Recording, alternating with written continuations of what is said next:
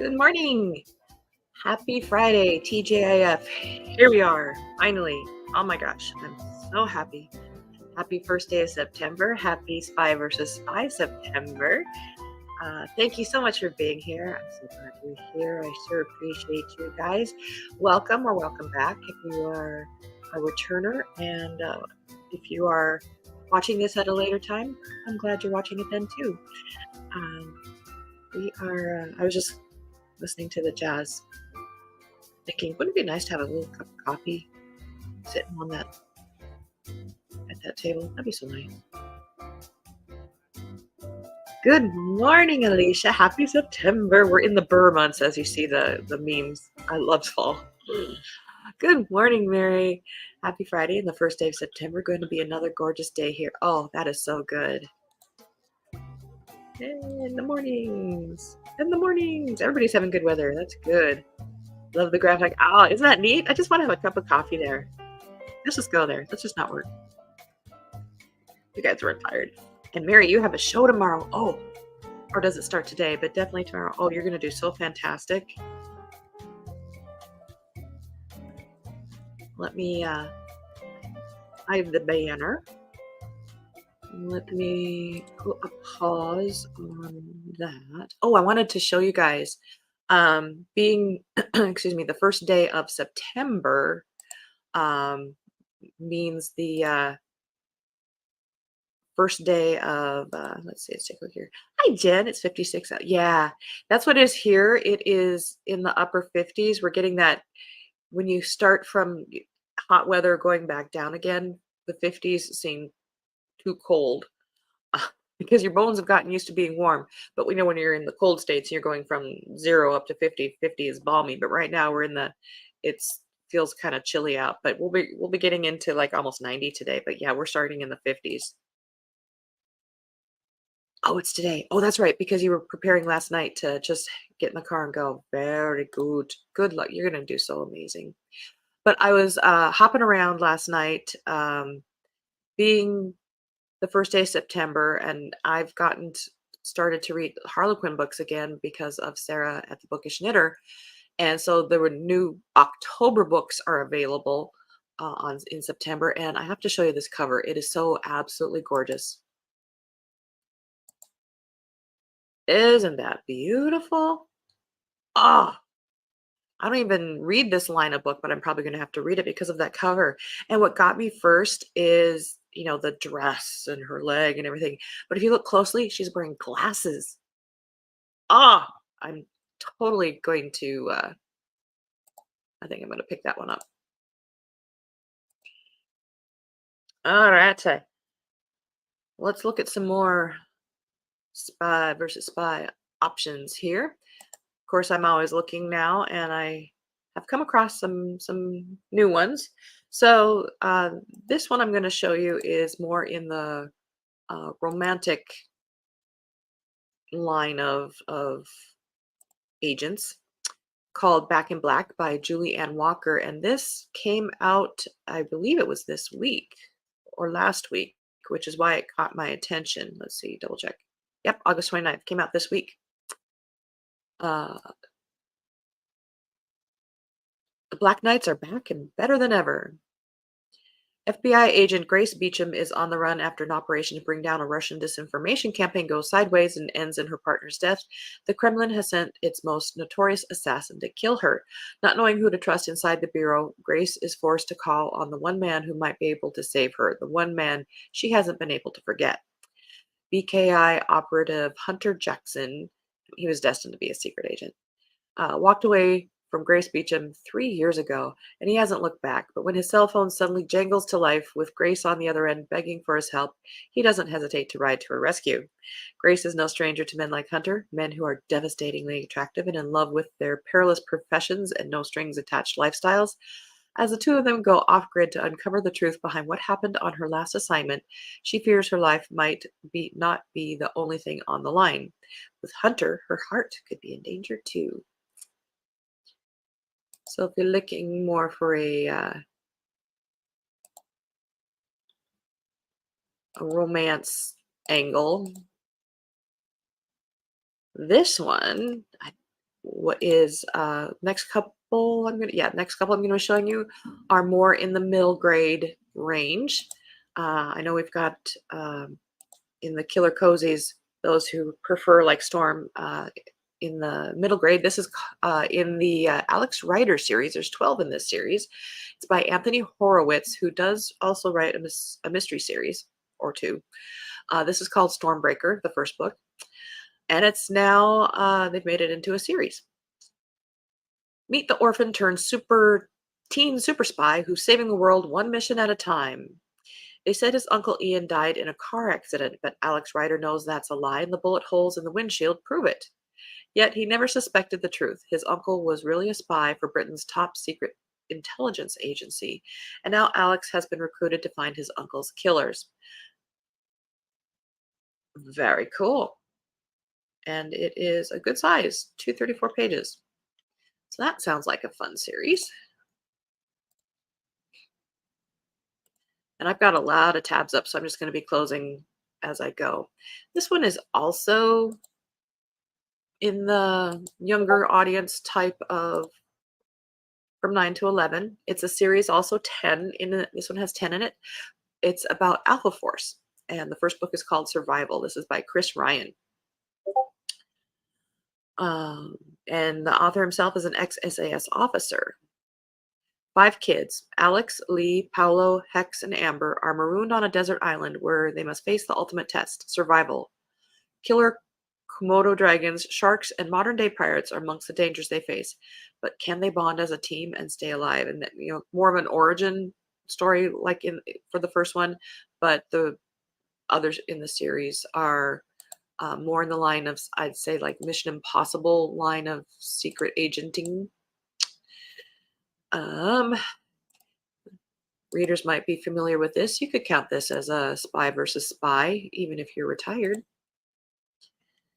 Killers of a Certain Age by Deanna Rayburn, who writes other great series, including the Veronica Speedwell, which I love. And we get pop-ups. Billy, Mary Alice, Helen, and Natalie have worked for the museum, an elite network of assassins, for 40 years.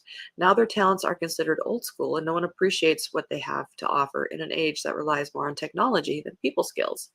When the foursome is sent on an all expenses paid vacation to mark their retirement, they are targeted by one of their own. Only the board, the top level members of the museum, can order the termination of field agents, and the women realize they've been marked for death. Now, to get out alive, they have to turn against their own organization, relying on experience in each other to get the job done, knowing that working together is the secret to their survival. They're about to teach the board what it really means to be a woman and a killer of a certain age. I do have this one. I've not read it. My mom read it. It's on my TBR. Maybe this month. Rules of Engagement by Stacey Abrams. I believe this one is more of a standalone, and a couple of these others I'm going to be showing you will be more standalone-ish as well. Love is a game of chance in this romantic suspense, but it can also be counted as a spy versus spy. Dr. Raleigh Foster, an operative for a top secret intelligence organization, there's so many of them, knows that her undercover work has its risks, so she doesn't hesitate when asked to infiltrate Scimitar, the terrorist group that has stolen lethal environmental technology. But when she's assigned a partner, brooding, sexy Adam Grayson, to pose as her lover, Raleigh discovers that the most dangerous risk of all is falling in love. Adam blames himself for the botched mission that got his best friend killed by Scimitar, and he believes that Raleigh may have contributed to the man's death. But the closer he works with his alluring partner, the more his suspicions turn to trust and intense desire. Now, as he and Raleigh untangle a twisted web of secrets and lies, the tension mounts between them until their masquerade as a couple proves too tempting to resist. So, another one in the more romantic leaning, if that is something you are in the mood for. Gonna slide up here.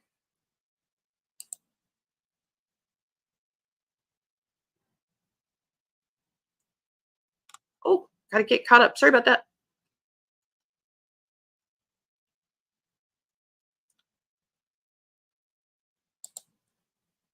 Hermione. Hello, welcome. Thank you so much for coming in. Yes, isn't that just the greatest cover? I love that.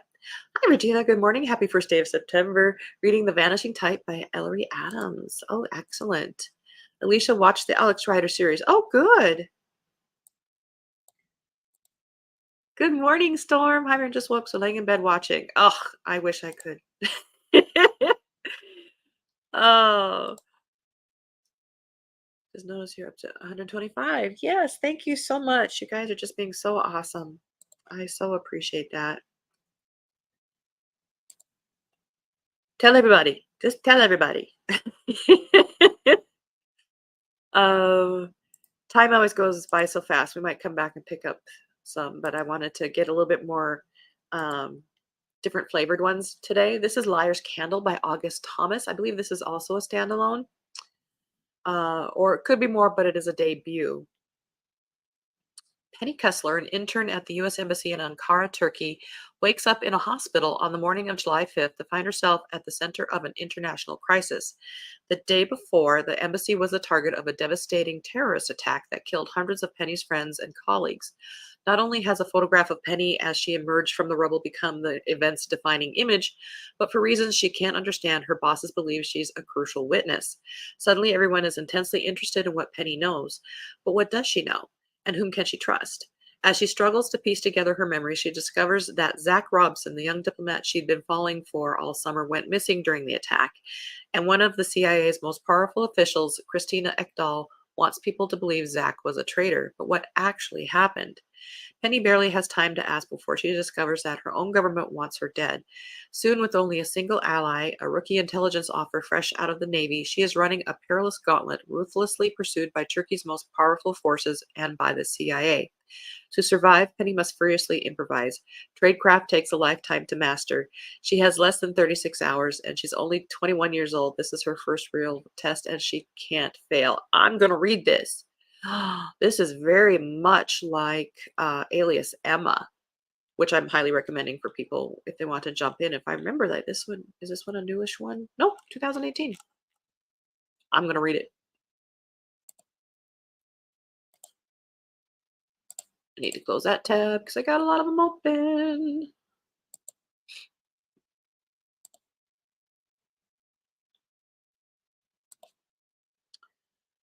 July is a birthday. Oh, very cool. July baby. My brother-in-law is July 4th. I'll figure it out, but we appreciate that. Yeah, that one's on. Okay, so this one,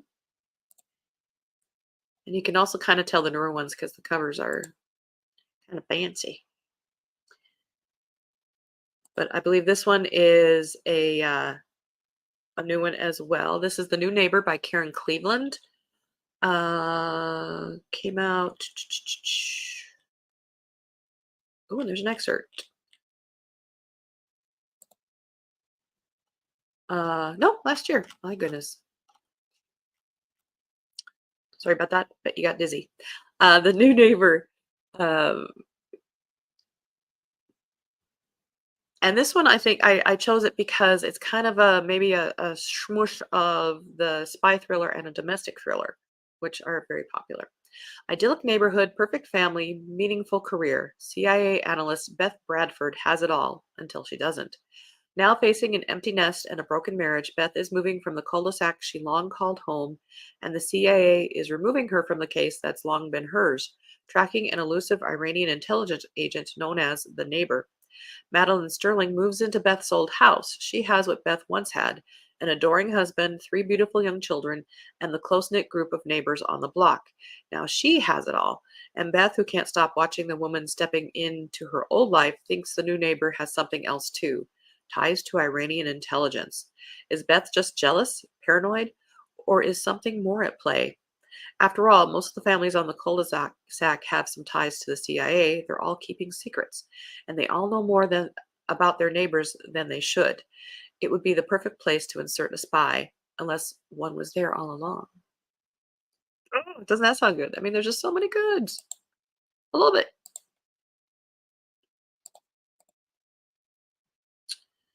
Let's see.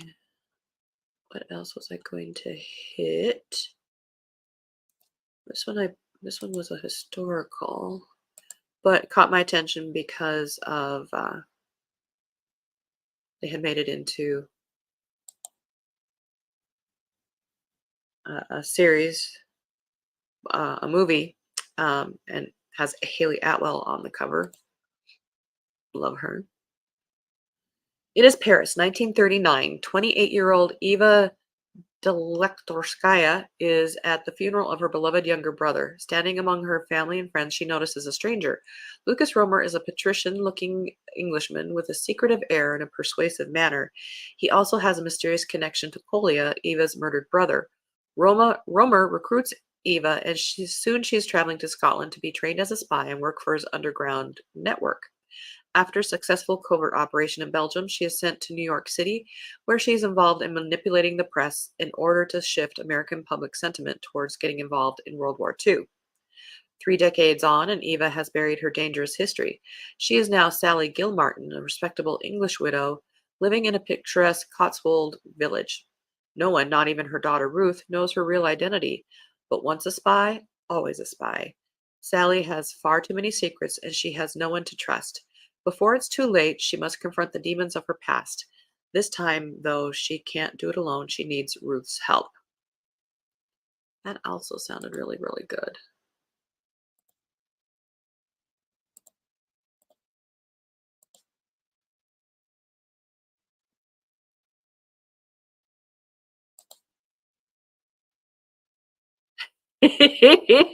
How many books have I added to my TBR? Several. Fortunately, some of these I already had in my TBR. But yeah, like today, my goodness, 500. Alicia, who knew there were so many spy books? They're all so good. See, that's why we need to shine a light on this. Jen, I've read The New Neighbor and thought it was pretty good. Okay, good. I gave it 3.5, but that was only because I wasn't thrilled with the ending. Gotcha. Heads up. Enjoy the ride. Might not end well. Sorry, copies required. Just a minute.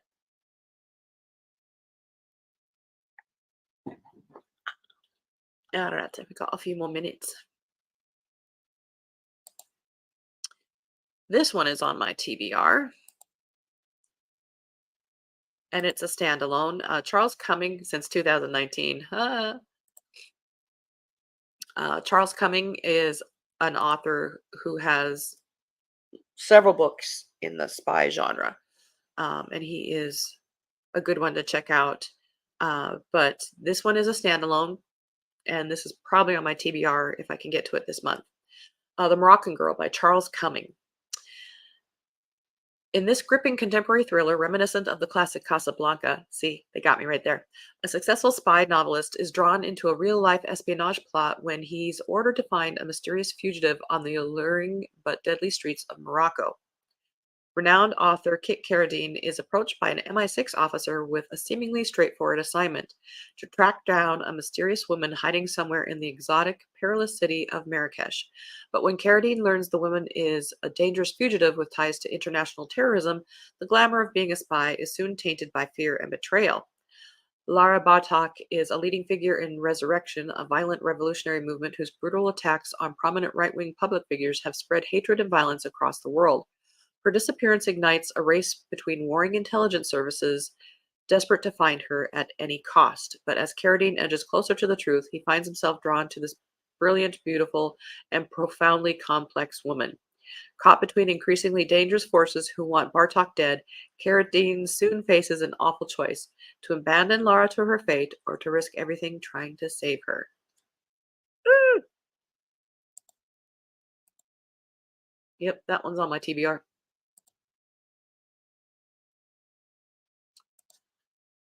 Let's see. Let's slide back down a little bit.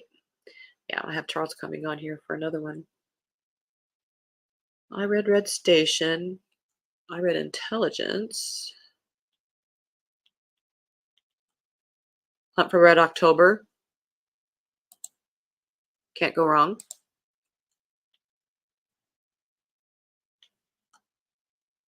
We talked about a lot of these already.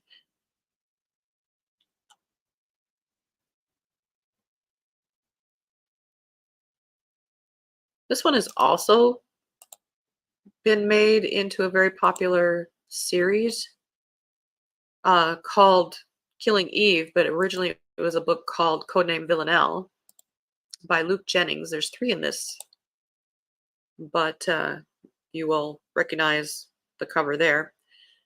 Villanelle, a code name, of course, is one of the world's most skilled assassins, a cat-like psychopath whose love for the creature comforts of her luxurious lifestyle is second only to her love of the game. She specializes in murdering the world's richest and most powerful. But when she murders an Russian politician, she draws a relentless foe to her tail. Eve Polastri, not a codename, is a former MI6 operative hired by the National Security Services for a singular task: to find and capture or kill the assassin responsible and those who have aided her. Eve, whose quiet and otherwise unextraordinary life belies her quick wit and keen intellect, accepts the mission. The ensuing chase will lead them on a trail around the world, intersecting with corrupt governments and powerful criminal organizations, often the same thing, all leading toward a final confrontation from which neither will emerge unscathed. Codename Villanelle is a sleek, fast-paced international thriller from an exciting new voice in fiction. So if you are interested in a tie-in type of read,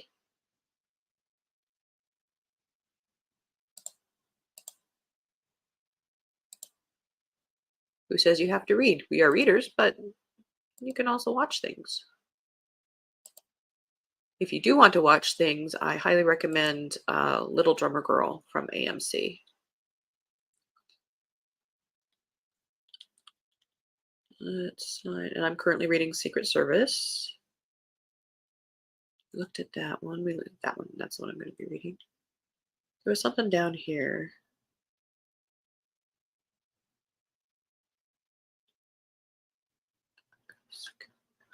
Charlie M, I think. I think we talked about The Kill Artist. We talked about those two. Yep, we hadn't gotten to Charlie M. Charlie Muffin. There's 11 in this series. Oh, we're going to run out of time. A decidedly un-Bond-like British spy outwits the Soviets and his bosses. Charlie Muffin is an anachronism. He came into the intelligence service in the early 1950s, when the government, desperate for foot soldiers in the impending Cold War, dipped into the middle class for the first time. Despite a lack of upper-class bearing, Charlie survived 25 years on the espionage front line, Berlin. But times have changed. The boys from Oxford and Cambridge are running the shop again, and they want to get rid of the middle-class spy who's a thorn in their side. They have decided that it's time for Charlie to be sacrificed. But Charlie Muffin didn't survive two decades in Berlin by being a pushover. He intends to go on protecting the realm and won't let anyone from his own organization get in his way. So if you're kind of looking more for a classic Tinker Tailor Soldier Spy type of story, the John le Carre. So we are out of time.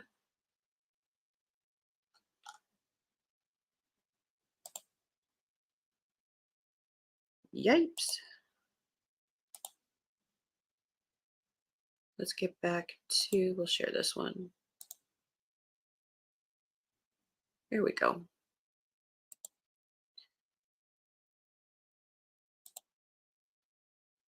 What is my first one for me? Technically, I started with my previous book, Hawk by Ted Bell, and I'm currently reading Secret Service by Kate Henderson. I'm sorry, the Kate Henderson #1 by Tom Bradby. She is at MI6, so I really love that. I'm really liking that. I'm at 73%, I believe, on that one.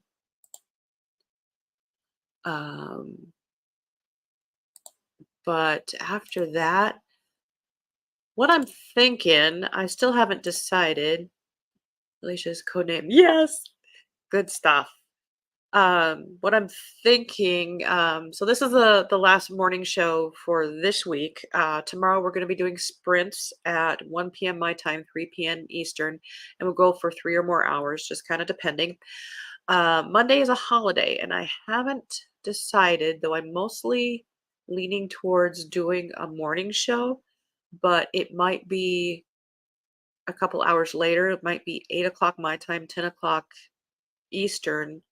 We'll have more time because I'm off that day, and we can talk about what we're going to read and go more in depth rather than having just the have to race the clock ourselves here. Um, so I'm kind of tending to think I'll be doing a Monday show, but it wouldn't be at 6, so people can sleep in a little bit. Uh, Alias and Lord and Lady Spy. Oh my goodness, there's such good books out there. I'm so happy. I'm so glad you guys are thinking of jumping in the pool, in the spy pool. So I thank you very much. My bell went. I got to go to work. Um, but I thank you so much for showing up. Please hit the like, subscribe, and notification bell. Tell everybody about this. Come join us. If you can't watch it while we're doing lives, I post it so we can watch it in replay. That's fantastic. Hope to see you on the sprint. And we'll talk about the other sprints on Saturday that will be coming up for next week. I hope you guys have such a great day. Good reading. And remember, don't be a bookworm, be a bookie monster. Nom nom nom nom. God bless.